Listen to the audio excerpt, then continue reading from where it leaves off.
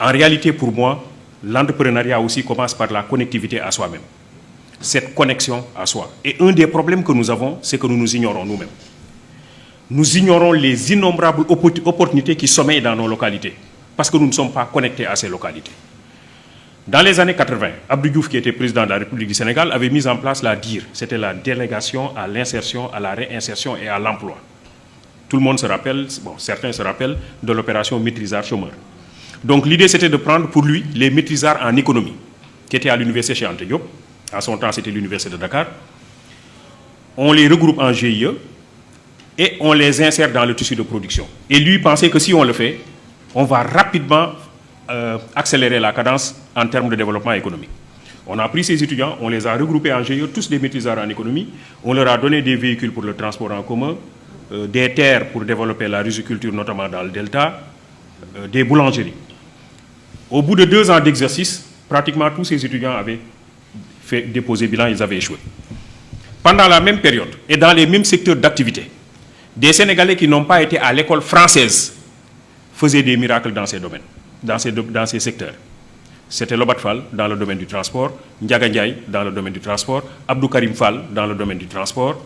C'était des gens comme Bokar Samba Dièye dans l'importation du riz et la distribution, etc. On pourrait multiplier les exemples. Alors,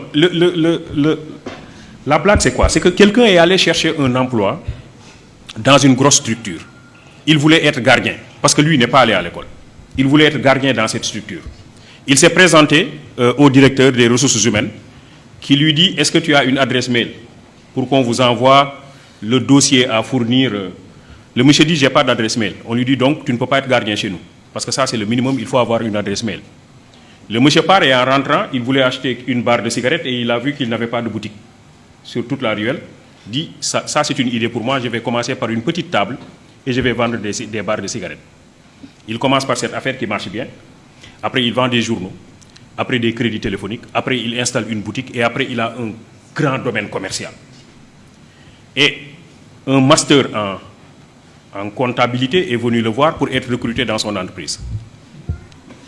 Alors, et le monsieur lui dit, moi, je suis titulaire d'un master en comptabilité, je veux être recruté dans ton entreprise. Je veux que tu me donnes ton adresse mail.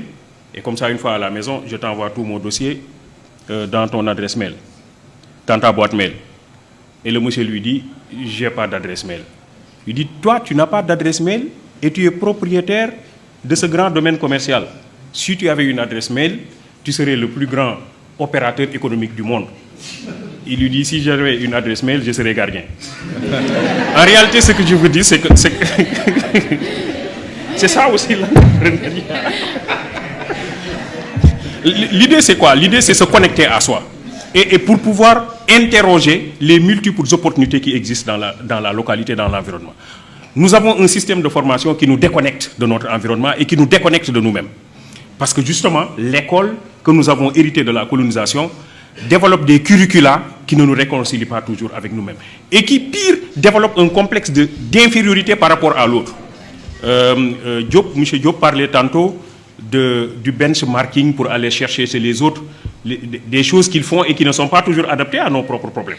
En réalité, c'est cela aussi, c'est ce complexe d'infériorité. Les autres font, il faut que nous fassions exactement la même chose. Nous avons développé ce complexe par rapport aux autres et il est clair qu'aujourd'hui, nous avons dans nos écoles de formation des gens qui sortent et qui ont une innombrable opportunité devant eux, mais qui considèrent que ce n'est pas cela. C'est le bureau.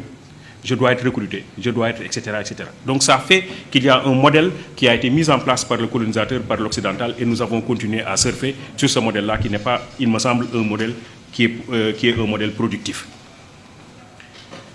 La quatrième chose qui me semble importante, c'est les deux cultes. Moi, ce que j'appelle le culte de la quête du savoir et le culte du travail.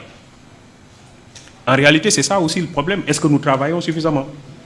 Dire si je veux installer une entreprise, si je veux que cette entreprise fonctionne, que cette entreprise donne des résultats, mais il faut que je considère que le travail constitue à la limite une vertu. Ce n'est pas seulement un gagne-pain. Il y a une dimension spirituelle du travail.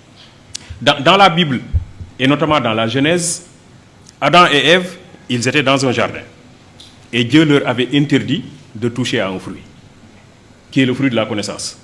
Un jour, le serpent est allé dire à Ève que si vous mangez le fruit, vous devenez aussi ou plus intelligente que Dieu.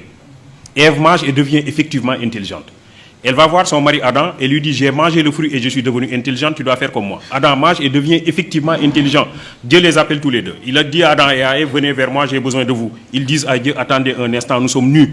Dieu leur dit comment vous avez fait pour savoir que vous êtes nus, parce que jusque-là vous l'étiez mais vous ne le savez pas, c'est que vous avez mangé le fruit de la connaissance que je vous avais interdit de toucher. Et alors Ève dit, c'est le serpent qui m'a poussé à manger. Adam dit, c'est la femme que tu as mise à côté de moi qui m'a poussé à manger. Dieu les sanctionne tous les trois. Il dit au serpent, tu seras l'animal le plus maudit des animaux de la terre, tu marcheras à plat ventre et tu mangeras de la poussière, je créerai inimitié entre toi et les autres animaux de la forêt et les hommes te blesseront la tête par le talon. Dieu dit à Ève, puisque toi tu as poussé ton mari à manger le fruit, désormais tes désirs porteront sur ton mari, mais il te dominera et tu enfanteras dans la souffrance. Et Dieu dit à Adam, puisque toi tu as écouté la voix de ta femme et non ma voix, désormais c'est à la sueur de ton front, donc le travail, que tu assureras ta nourriture tous les jours de ta vie, jusqu'à ce que tu retournes à la poussière d'où tu fus pris, parce que tu n'es que poussière, et tu retourneras à la poussière. Le travail se présente ici comme une exigence divine. De la même manière, dans le Coran, Dieu dit, je vous ai créé pour une vie de lutte.